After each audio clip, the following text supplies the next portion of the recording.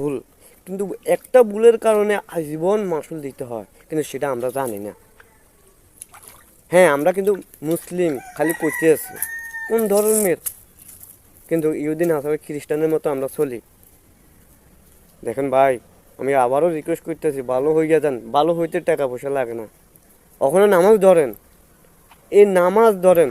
আমাদের নোয়াখালীতে বন্যা, ফেনীর বন্যা, কারণ কেন? আল্লাহ দিছে পানি, যদি ওখান বন্ধা দিত কি করতো?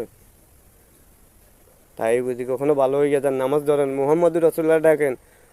আমরা আগে ছোটোবেলায় কি করতাম, ঘুমের থেকে উঠিয়া যাইতাম কোথায়, মাদ্রাসা সকালবেলা যাইলে এখানেও সুরাত অনেক পড়তাম। তখন এগুলো সকালবেলা নাই। আমি কইতেছি ভাই, ওখানে ভালো হয়ে যান, সময় আছে, তোমারও অত আছে।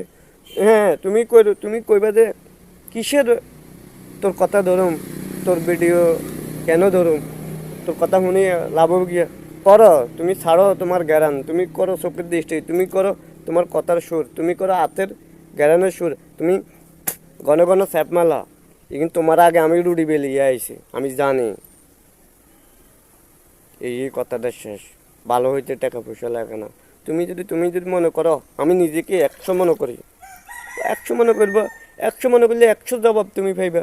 অসুবিধা কি আমার? আমার কনের মালিক কইছি, কারণ আমি ইসলাম, মোহাম্মদুর রাসূলুল্লাহ সাল্লাল্লাহু আলাইহি সাল্লাম, আমি গর্বিত।